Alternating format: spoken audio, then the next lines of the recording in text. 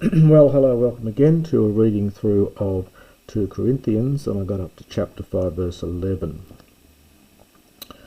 Eidotes un ton phobon tu kuriou anthropus, pethomen, theo de phaneromatha.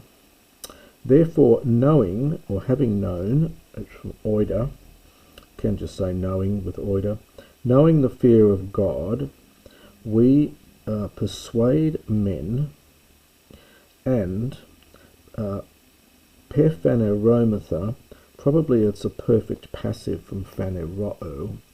Literally, we have been made transparent. We have been made visible or open.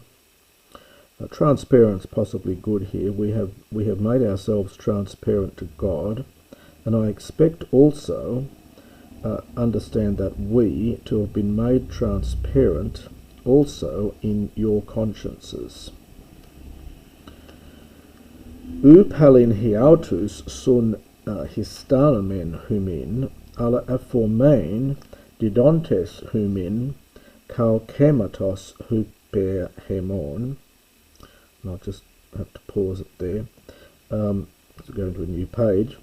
Now the verb sun histanomen, we've had that before. It's from a regularized form of histemi in the form of histano.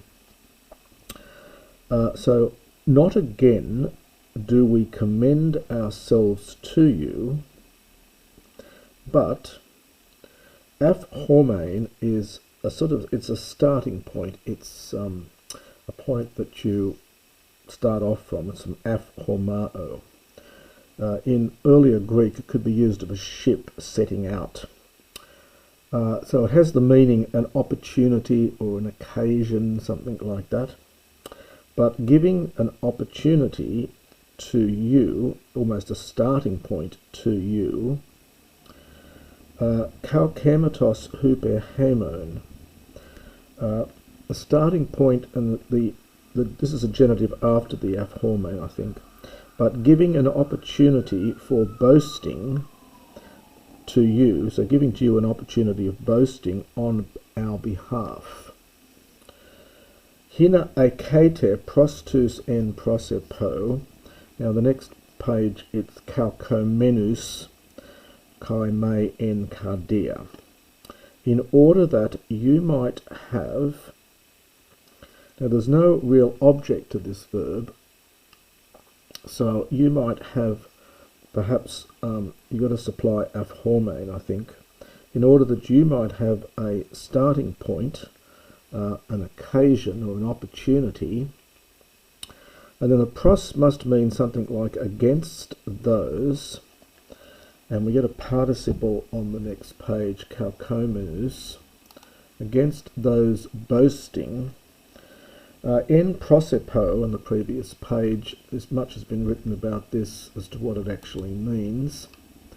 It could mean something like those who boast in appearance and not in their heart. That is, those who give external appearance of boasting, or perhaps even being confident in us, that is what in Paul, or it may have other meanings. It's been suggested also that the en prosepo might mean to my face, that Paul is saying that you might have some occasion against those who are boasting to my face but not in their heart. Some commentators dislike that interpretation. I'll leave you to look at the commentaries. This is a fairly obscure verse. The meaning of it is not quite clear.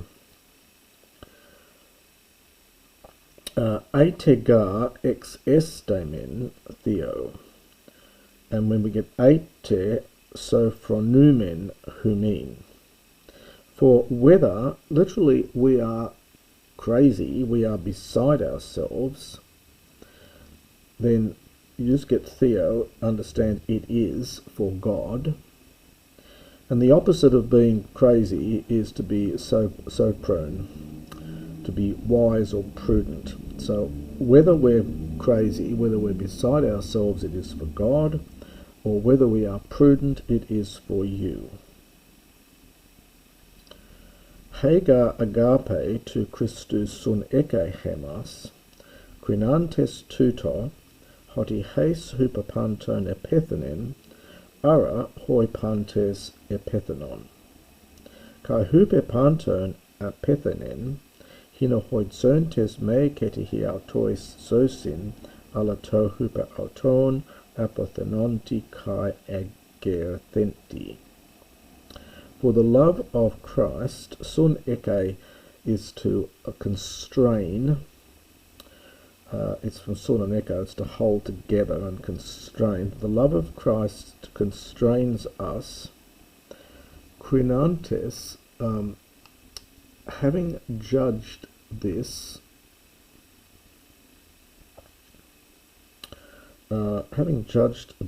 that one man died on behalf of all, and the ara has the sense of accordingly all men die. Again, exactly what this means is slightly obscure, as is this previous verse 13 I should have mentioned here. One gets the sense that perhaps Paul was accused of acting in a crazy way and is defending himself, but albeit obscurely.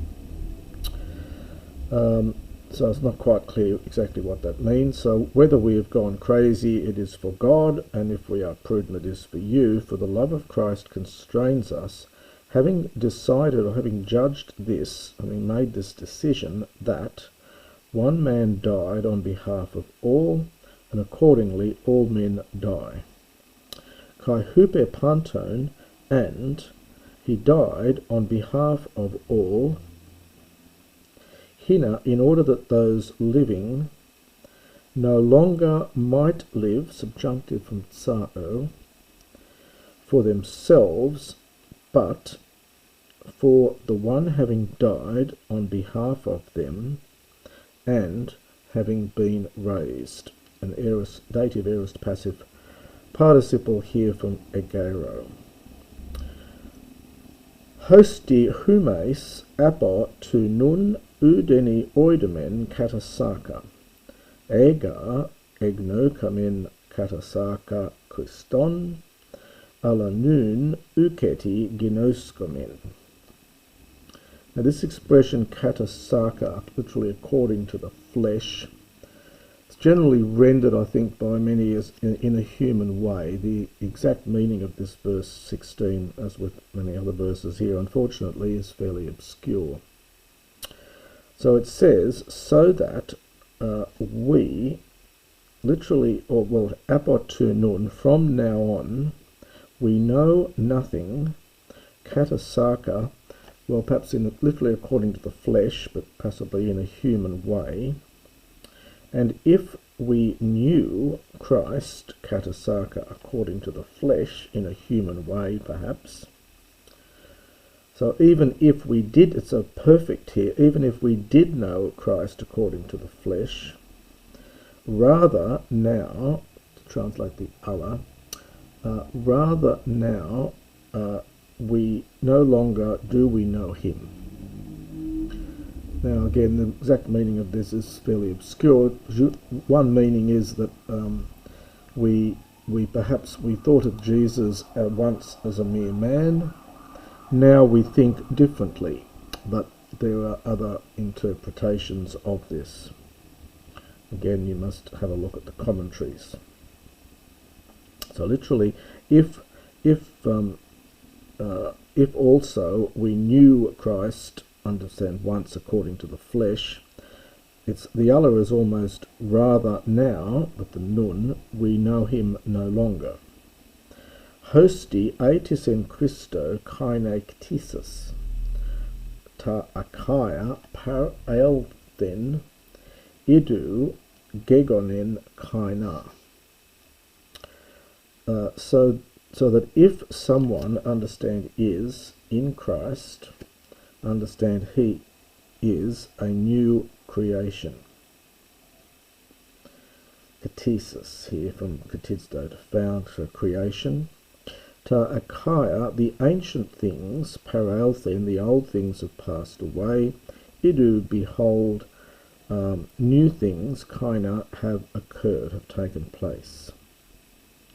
Neuter plural singular verb here, and there are variant readings here as well. Ta depanta ectu theou tu kat alexantos hemas hiato dia Christou kaidontos he mintain diakonian tes kat alages hos hoti theos ein en Christo cosmon kat alason hiato me logizomenos autois ta paraptomata auton kai theminos in heminton logon tes katalages.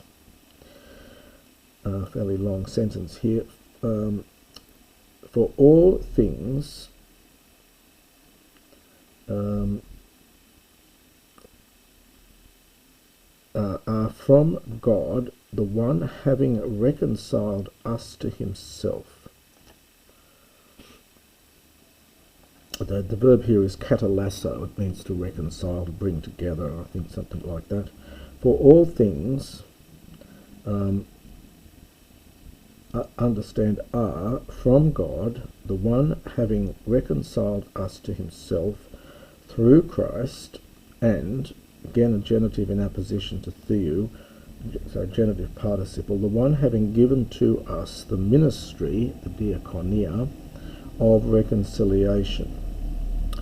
Hos, so since, hos hoti, odd combination here, but it's something like, I think, so that God was in Christ reconciling, participle, a world, or the world, hiato, to himself, not reckoning to them their paraptomata, their transgressions, so not reckoning to them their transgressions, and placing, we might say, but having placed in them the word of reconciliation. So we get the abstract noun. Hupe Christou un presbyomen hos tu theou parakaluntos di haimon. Therefore, presbyo is to act as an ambassador. So we are ambassadors on behalf of Christ. Hos, it's sort of like host for host pair. It's sort of as though, and then we get it's got a genitive absolute here. So as though God were in parakaleo, encouraging or entreating, understand you, dihaimon, through us. So we are ambassadors of Christ, literally as from God, giving encouragement, understand, to you through us. De ometha huper Christou kat alagete to theo. We ask on behalf of Christ. Now this is a subjunctive here for imperative, I think. So may you, it's you plural, may you be reconciled to God. So we ask on behalf of Christ, may you be reconciled to God. Subjunctive in place of an imperative there. Ton me gnonta hamation hupehemon hamation epoiesen hinehemes genometha dikaiosune theou en auto. He made, this is God, made the one not having known sin, understand, to he made him to be a sin on behalf of us. So the one not knowing a sin, he made to be sin on our behalf, hina, in order that we might become, subjunctive from ginomai, in order that we might become dikaiosune, the righteousness of God in him. And that is the end of chapter 5.